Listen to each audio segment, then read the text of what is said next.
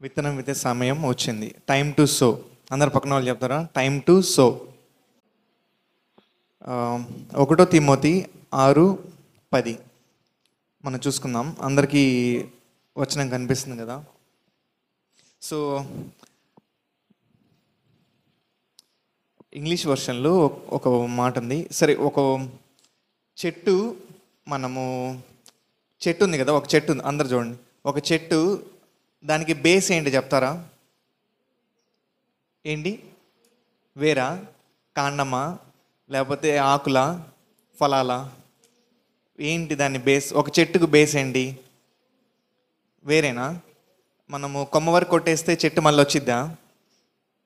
అదే వేరు వరకు కొట్టేస్తే రాదు.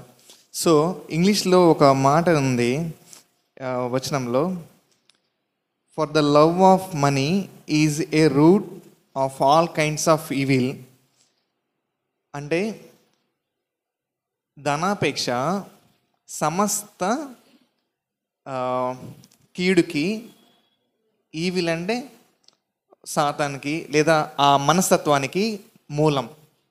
సో మొన్న మనం చెప్పుకున్నాం కదా, don't forget to do good, అంటే మంచి చేయటం మర్చిపోకండి. లాస్ట్ టైం ఏం చూసుకున్నాము? Don't forget to do good అంటే మంచి చేయటం మరవకండి. సో మనం మంచి చేయటం మరవకుండా ఈ ధనాపేక్ష, free from the evil, free from the love of money, మనము ధనం మీద ఉన్న ప్రేమ నుంచి స్వతంత్రం అవ్వాలంటే ఏం చేయాలి? ఇవ్వాలి, అంతే కదా. మనము ఎప్పుడైతే ఇస్తుంటామో దాని మీద ప్రేమ తగ్గుతుంది. లాస్ట్ టైం మనం చూసుకున్నాం కదా. ఓకే, మనం ఎప్పుడైతే మన దగ్గర ఉన్నది ఇస్తుంటామో దాని మీద ప్రేమ తగ్గుతుంది. సో దేవుడు ఏం చెప్తున్నాడు? లవ్ ఆఫ్ మనీ, ఆ ప్రేమని తగ్గించుకుంటే ఆటోమేటిక్గా ఆ రూట్ కాజ్, ఆ వేరు, ఏదైతే ఆ ఈవిల్, ఆ మనస్తత్వం అనేది దాని మీద నుంచి పోతుంది. ఆ మనస్తత్వం, మనము డబ్బు మీద ప్రేమ పోవాలంటే అది మనం ఇస్తేనే ఆ ప్రేమ తగ్గుతూ ఉంటుంది. హల్లెలూయా. ఎంతమందికి అర్థమవుతుందండి నేను ఏం చెప్తున్నాను? సో అది ఒక మూలం. డబ్బు మీద ప్రేమ సమస్త చెడుకి మూలం అంటున్నాడు. సో ఆ మూలమైన దాన్ని మనం తగ్గించాలంటే ఏం చేయాలి? అందరు నాతో చెప్పండి, ఇవ్వాలి. సో ఎందుకనగా, ఇప్పుడు అందరు నాతో కలిసి ఈ వాక్యం చదవండి. ఎందుకనగా ధనాపేక్ష సమస్తమైన కీడులకు మూలం.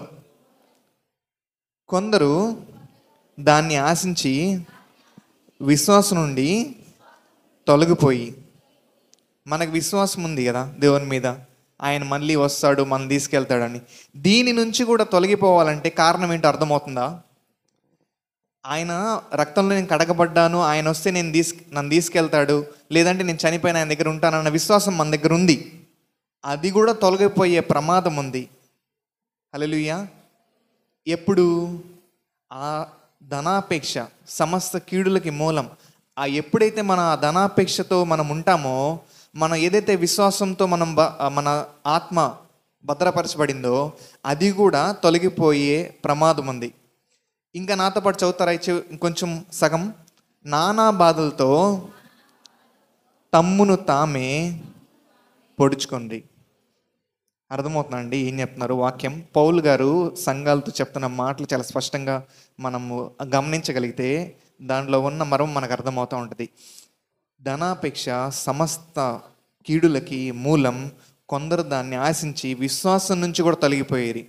సో మనం ఈరోజు మన విశ్వాసాన్ని భద్రపరచుకోవాలన్నా, నానా బాధల నుంచి మనము బాధపరచుకోకుండా ఉండాలన్నా ఏంటండి మూలం? మనం ఇవ్వడమే దానికి ఏమంటారు, విరుగుడు. మనం ఇస్తేనే మనం వీటన్నిటి నుంచి భద్రపరచబడతాం. ఈరోజు మన విత్తనం విత్తే సమయం వచ్చింది కాబట్టి మనం ఎలా విత్తుదాం? అందరు కలిసినంత చెప్తారా? అందరు కలిసినంత రెండు మాటలు. ఓకే, మనం విత్తనం నాటేటప్పుడు, అందరు నాతో చెప్పండి, మనం విత్తనం నాటేటప్పుడు నిశ్చయించుకొని ఇద్దాం, సంతోషంగా ఇద్దాం, నూరంతల ఫలం దేవుడు ఇస్తాడన్న నమ్మకంతో నాటుదాం. ఆత్మ ప్రేరేపించిన కొలది మనం విత్తనం నాటుదాం. హల్లెలూయా. దేవుడి వాక్యం దీవించును గాక.